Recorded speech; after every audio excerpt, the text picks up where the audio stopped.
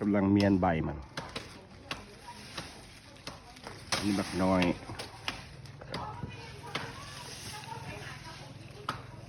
ประจำหมู่บ้านของโตละไม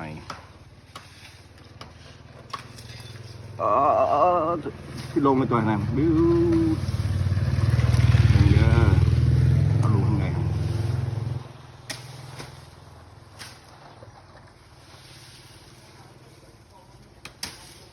โอ้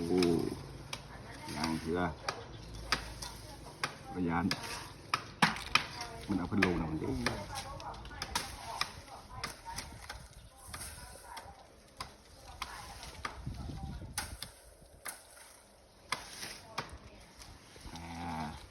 ถึงเวลาแล้วดึงลงมาดึงไปดึงไปทางไหนบ้าเข้าทางไงเลยดึงออกนอกเถอะโอ้นั่นออกแล้วน้อยคู่ออกแล้วคู่เจียวบังนะออกเลยไม่ถึงหมด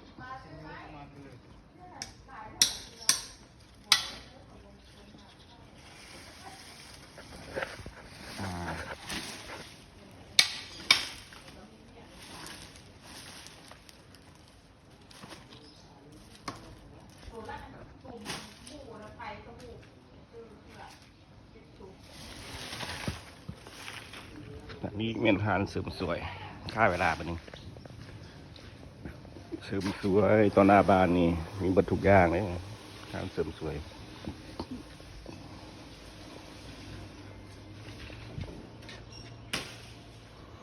ได้ใส่ไฟบานไฟยิ่งเยินมา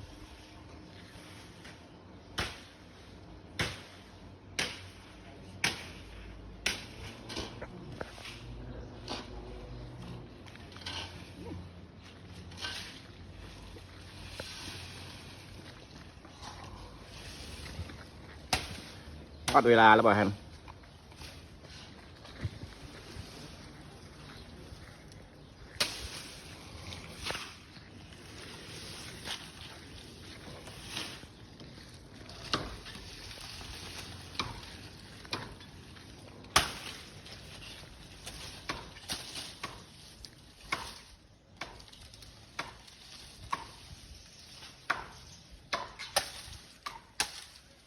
โอ้ใกล้แล้ว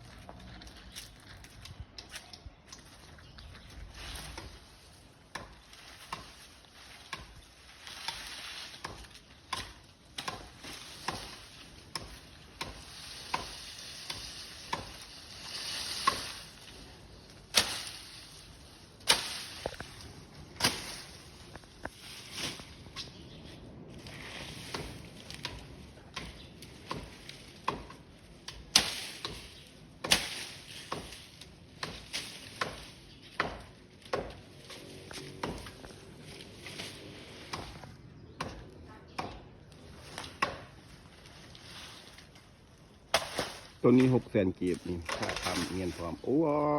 ปึ้มเรียบร้อยซอยคักพอดีงามเลย600,000 กีบแพงมัน